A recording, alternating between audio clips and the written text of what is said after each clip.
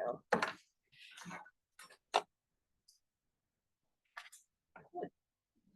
Okay.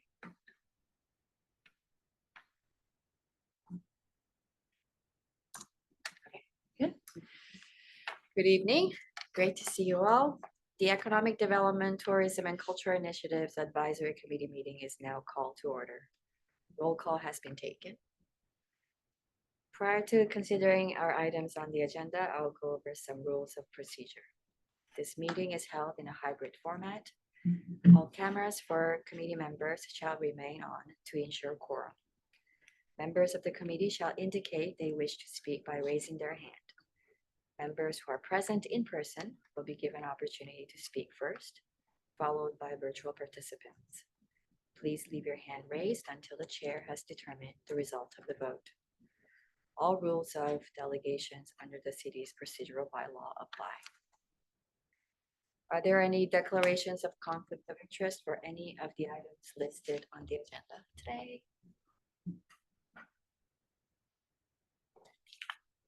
Okay. Then we'll move on to item 3.1. We have one presentation on our agenda today. I would ask Adrian Briggs to present your presentation. Go ahead, Adrian. All right, hello everyone. Lots of familiar faces. For those of you who don't know me, I'm Adrian Briggs. I am the Arts and Culture Coordinator for the City of Brantford. And I am just going to share two new projects initiatives that are hopefully going to be taking place this year related to public art. So I'm going to be giving you a very brief overview of the recommendations, and then I'll give you some high level on the two projects themselves. So the recommendations for this is that these two different programs, so one is a traffic light cabinet wrap program, and the other one is a utility house mural program. They both will be structured for this, if approved, it'll be run for 3 years, and it'll be $6,000 directed from the Public Art Reserve to fund these programs per year, ending in 2027. And if these programs are successful, it is my hope that they continue and it becomes a regular installment in the city. Next, please. So just to give you, traffic cabinet box, I'm sure you've seen these. These are all over every community has them, not just ours. And in Brantford specifically, traffic has been working on wrapping them with the Every Child Matters wrap that you see there, and then also heritage photos. So I'm sure you've seen ones of the downtown, there's ones of the Gretzky's around the city. To date, they have wrapped about 100 out of the 150 that are presently installed. And my hope is to add on to this program. It would not be taking away from what's currently existing. And this would be adding on and working with the artists directly and commissioning original artworks to go on these traffic wraps. We'd be commissioning 5 a year. And they would be wraps not painted directly on. Traffic prefers this. It's easier to maintain from graffiti tagging, and they can be easily reproduced if they get damaged for whatever reason. And they can be configured to the different shapes, because you can see there's different shapes of traffic boxes that exist around the city, and some have weird kind of boxes that stick out of them. These two projects generally were created, one, because who doesn't love more art? But two, we have a gap in the community that targets local and regional artists. And this program is my hope to help give more paid opportunities for artists to engage with the arts and showcase their arts on a local level. So this would be targeting regional. So we're looking at the city, the county, and 6 nations, and hopefully keeping it within that geographical region. And so this is a shared partnership between traffic services and the city. So the funds from the Public Art Reserve would be coming to pay the artists directly. Most of those funds go to that. And then the other remaining funds would actually come from traffic services, who would pay for the cost of the actual fabrication of the wrap and the installation process. And then the utility houses. So this is a bit more of, I haven't seen this in other communities. This came out of a conversation with parks. I'm calling them utility houses because I'm not sure what else to call them. They might have come in different names, but these are these little houses that you can see here on the side, and they're found in parks, community centers, kind of big communal spaces that are predominantly outdoors, and they house the irrigation, electric kind of a bunch of random things that that area needs. These houses are magnets for graffiti, some more than others, depending on the neighborhood. And they come in many different substrates. And so I will be working with Parks directly to figure out the substrate. So the substrate is like if it's brick, if it's stone, if it's like very flat surface, if it's very textured, and that will dictate what type of mural gets put on there. If it's a panel, if it's a wrap, if it's spray paint. So it will change depending on the house. It again is a 3-year program. This one, because they are a much bigger canvas for artists to be working on, and we will only be doing one a year. We are basically, and I've done that through calculations on how much it pays to pay an artist per square footage based on best standards for murals, and paying artists properly. So we're doing one a year, so we're doing 3 over the next 3 years. And I have a list, a master list given to me from Parks, and I would just be working my way through that list based on, I let them pick based on where the problematic areas. These also would have graffiti coating on them, and Parks would be responsible for taking off any tagging that if that does happen. But graffiti coating makes it very easy to maintain that. And Parks definitely would like this because of the amount of money they spend on repainting these houses every year due to tagging and whatever else gets put on them. And yeah, those are the 2 projects. That's me. Thank you. Fantastic. Any questions? Oh. So I don't know if I'm allowed to just give a comment instead, but I just basically wanted to say that I was thrilled to see these projects. I love the wraps that we already have on the boxes, but I love the idea of the beautiful artwork being on there as well, like local artists being part of that. And definitely there's a lot of those pump houses and different things that could use some beautification. And so I'm really looking forward to this project, and I thank you for bringing it forward. Thank you.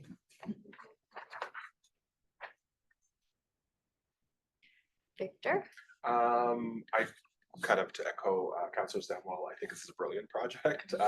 Grand Culture kind of looks for ways to get our artists paid, and also just as a canvas to expose, you know, their work to the public. So, you know, this is basically like a billboard for an artist, right, to be able to see their work, and then you can follow up with them. I'm particularly interested. I think it's really smart with the utility houses. It's a cost-saving measure in essence, right, because we're reducing long-term maintenance by discouraging tagging, right? And I know that there's a presentation last year done at the Hub for Community Solutions, Summit for Community Solutions. I can't remember the staff member, but somebody brought forward that tagging doesn't happen on painted works, it happens on blank canvases. So just the fact that it has something on it will discourage individuals from tagging, not all the time, but there's a sort of unwritten rule right around that. So I think this is a really brilliant deterrent, but not in a way that sort of is like, you know, brutalist architecture where you're like not supposed to sit on a bench or something because it's got pokey things in it or whatever, right? This is a really good example. I just watched this on TVO the other day about how Toronto's obsessed with this now, but making chairs uncomfortable so that you can't sleep on them or whatever, right? So this is like a really positive way to discourage things, right? But at the same time, you're fixing 2 things at once. It's really quite brilliant. So I really commend you on that. Thank you. Councillor Sam? I thought of a question. Oh, sure. So I was wondering if in the future you guys would be looking at underpasses and that kind of thing as another option for this kind of work. Yeah, I mean, underpasses generally are much bigger in project scope. So like there's a lot more budget for starters, but then also like that involves like road closures, and there's also sometimes you could, depending on the underpass, if it's like sometimes they have a lot of water issues. So keeping that in mind from a longevity of a mural. It's not to say you can't do it because it's been done many times. It's just have to be smart about making sure it's in the right spot.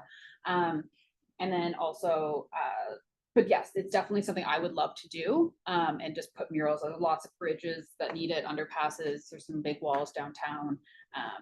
And so like, I'm really trying to build a mural portfolio in the city that is geared to different levels of mural artists.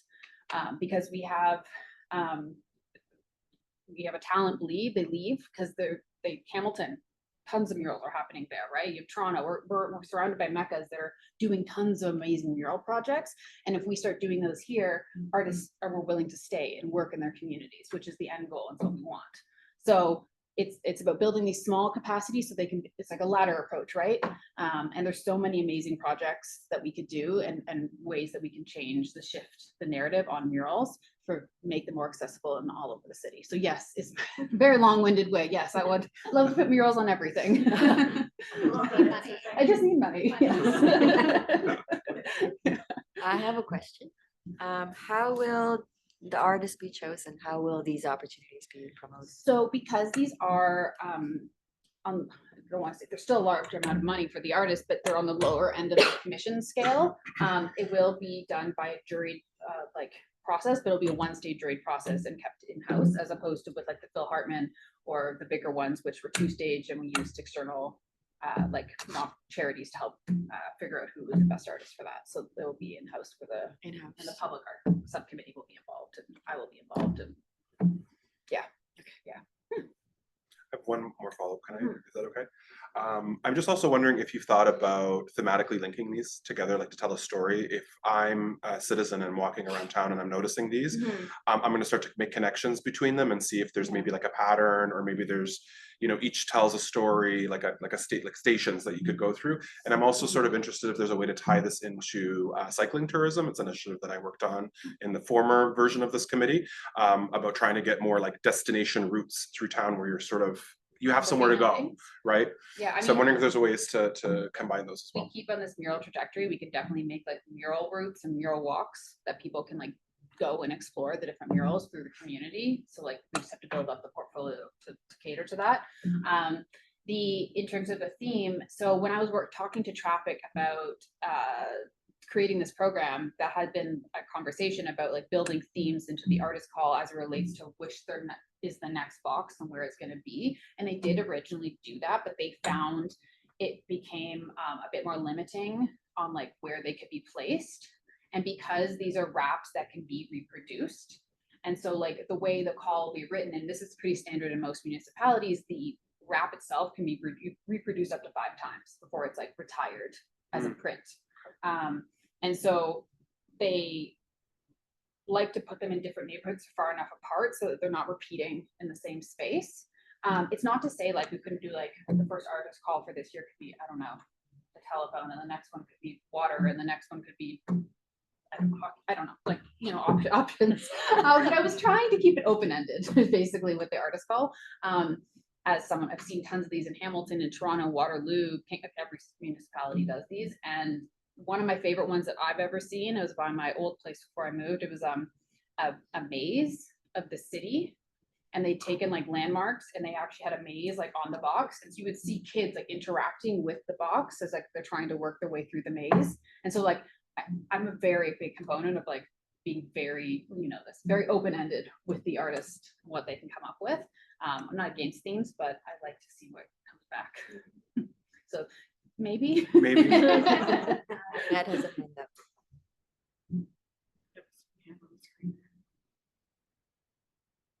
Go ahead, Danette.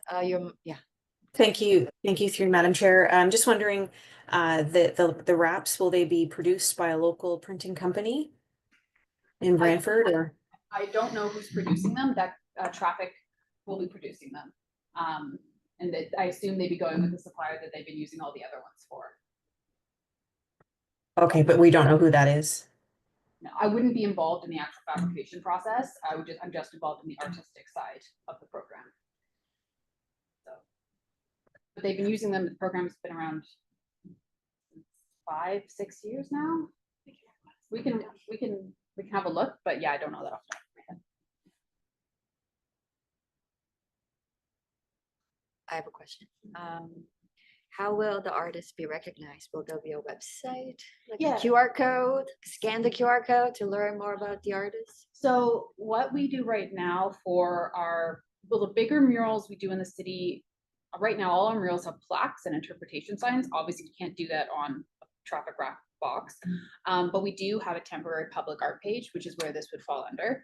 And so there will be information. I've looked at other municipalities and what they've done, and then they classify them under temporary public art, and then it's like traffic wrap program, and then they have all the artist box, like the picture, and then the artist statement and their name and like a link to their social medias. So we definitely would do that.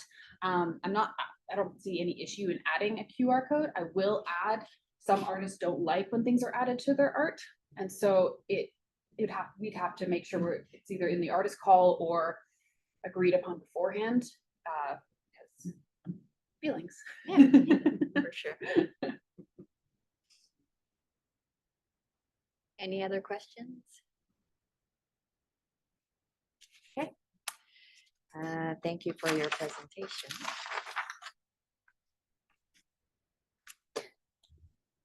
We move on, right? We'll now consider item 4.1. Can I please have a mover and seconder to place the item on the floor? Victor and David. Thank you. So now the item is on the floor. Any discussion? I guess we discussed. Okay. Sorry. I see why you asked now. Yeah. I forget which order. Yeah. All those in favor? Those opposed? Sorry, I do have a question. Sorry, I was trying to throw my hand up there while I was reading something. Can I jump in? Yeah, go ahead. Can something be added to the report recommendations? Is that a possibility? Through you, Madam Chair? My apologies. If an amendment is put on the floor, yeah. Yes, if an amendment is put on the floor. What would you like to suggest? I'm just wondering if we could add, there it is. Wondering if we could add that staff be directed to determine who the actual supplier is of these wraps.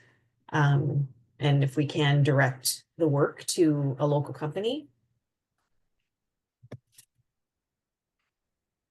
So we would need a mover. As much as possible. I know you're looking at ordering different size wraps, and perhaps local companies don't have the ability to print on certain sizes depending on what type of equipment they have, but it'd be nice to know that it's not being sent out of the community for that work. Okay. You need a mover. She's the mover and seconded by Councillor Samuel. And then if there's any discussion. Is there any discussion on that? Yes. So I just wanted to say that I think that's a fantastic idea, and I appreciate that bringing that up. Thank you. Thank you, Danette. Yeah. Okay, with that amendment, all those in favor of adopting the amended report? Thank you. Those opposed? Motion carried. Thank you. So then you'll go back to the motion as amended. Which Like the motion as amended, so back to motion as amended. with the amendment. on it. With amendment, yeah. With amendment on it. So like Victor and David have already moved them. Okay. Motions, so it's the main motion as amended Right, with what did that? yeah. So we just need to vote on that again. Oh, again? Okay, oh, let's vote again. Okay, As amended. as amended. All those in favor? Okay, those opposed? Motion carried. I'm still learning. Can I please have a mover and seconder to place the minutes on the floor? Good, Danette, I saw Danette's hand first, seconded by Margaret. Thank you. Any discussion? Okay. All those in favor? Those opposed? Motion carried. There are no resolutions and there are no notices of motion, so the meeting is now adjourned. Thank you so much for that lively discussion and wonderful presentation. Thank you.